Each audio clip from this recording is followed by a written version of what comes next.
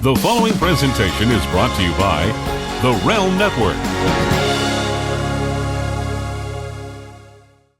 Hey guys, what is up? It's been a while, and excuse my goggles. I don't even know what's going on there. But yeah, let's get on with this TNA review, and it kicks off with our new TNA champion, Eddie Edwards. I mean, what do you guys think of that? Why?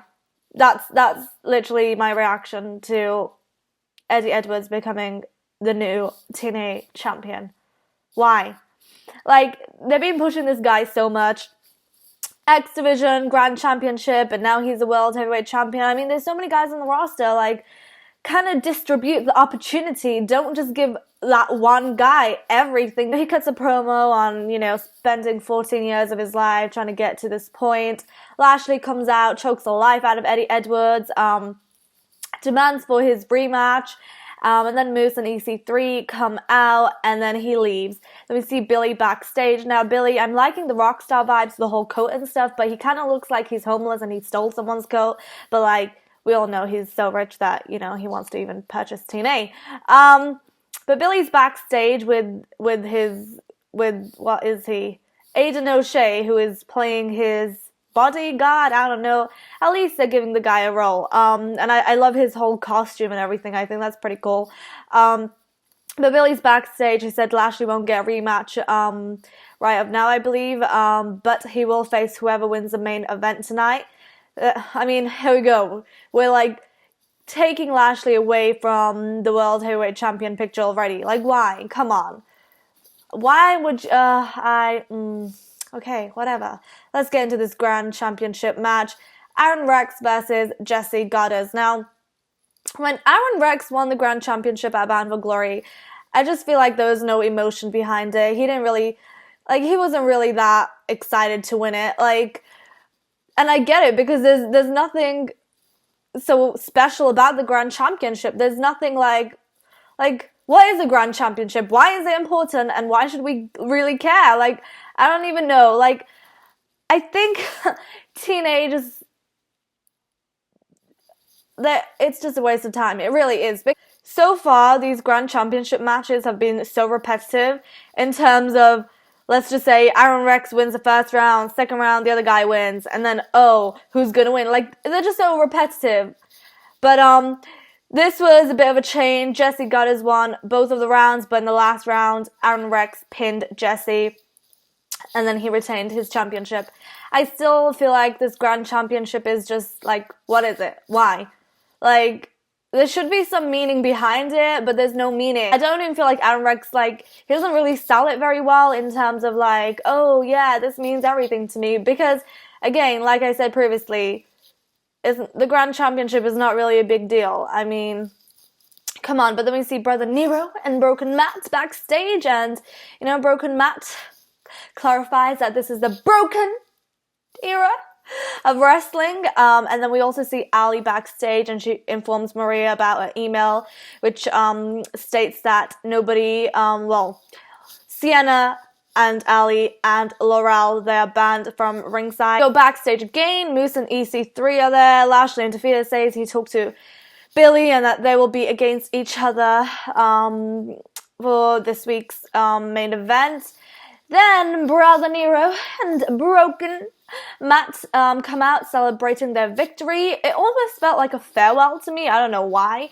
And Broken Matt's impressions and dialect and accent is just on point. And then when Jeff tries to do it, it's just not so good. But so entertaining, and we witnessed Broken Matt's premonition live in the Zone of the Impact, and this premonition that Broken Matt had was of two unknown men wanting the tag team titles, and then just a few moments after, Basile Braca and Baron Dax attack Broken Matt and Brother Nero, and I kind of like Basile Braca and Baron Dax this week. I don't know why. They kind of looked like a tag team, and they looked aggressive, and, Coach Snow wasn't there. with the whistle. So I don't know. I think they did a good job. And they look like two badass guys that you wouldn't want to mess with. And then we have the Miracle versus Cody Rhodes. The Miracle, it was on Cody's list. And I think a lot of people wanted to see this match. And it was interesting. I want to see where this goes. Cody is going to have a match against Eddie next week. So I don't know what's going to happen with this whole feud. Like, are they going to have a feud, or was this just a match that Cody just wanted to tick off his list? And, we're not going to get into, whatever. But what did you guys think of the match? Mike versus Cody. What did you guys think? Did it live up to your expectations? Leave a comment down below. Even though I probably won't check the comments. And we have an X Division match, and this is for the X Division Championship, and it's Marshe, Rockett, and I kind of like this guy. Now, of course, when you look at him, he's like, however tall he is, and, he doesn't really look like an X Division kind of guy, but hey, you don't have to look like an X Division guy to be an X Division guy, I mean, Shariya for the X Division, yeah. But yeah, so it was really interesting seeing this guy. I like how confident he is, I really do. But, of course, DJZ retained his title. And then we had Gail Kim versus Maria, the first lady of professional wrestling. And this was an ODQ match. And I gotta say, when Gail, what was it? Was it a rubbish bin? Is it a laundry basket? Like, what is it? Like, I'm a princess, so I don't really know what it is, but that yellow thing that Maria fell into, and Gail just, yes, into the ring post. I love that. That was so badass. Definitely, made the match a bit more exciting, and, I loved how Gail, used the kendo stick, and then she did the eat defeat. And she used the other thing, was it the baking tray, or I don't know, and she did the eat defeat, and then she won with a pin. Loved it. So yeah, I don't really know what they're gonna do now, but this does mean that Maria is no longer, in charge of the Knockouts division. Who would even make her in charge in the first place? Makes no sense. Like, this girl literally just came to TNA and was in charge of the Knockouts division. Wasn't there any authority in TNA to stop her? Like, these storylines sometimes just don't make any sense at all. We saw Madison Rayne on commentary. Girl, can you please speak a bit louder? Because, I couldn't really hear you. And also, we're all quite aware that she's taking more of a backstage kind of role with the Knockouts division. Yeah, why was she on commentary? I don't really know, but yeah, it was what it was. But then, interesting stuff, we see a clip of masked men. Come on, this is the age of the internet. We all read spoilers, we all know everything, but yeah, this kind of took me back to, Aces and Eights. I was feeling that vibe, but yeah, TikTok, we have a few new members joining TNA. Well, not so much new, or I better shut up.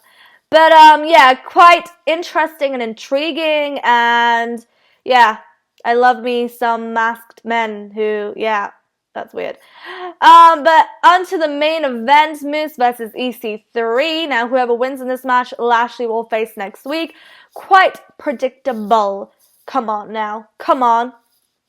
But it's definitely interesting to see EC3 and Moose at it. And of course Moose won. Come on, is this guy gonna lose?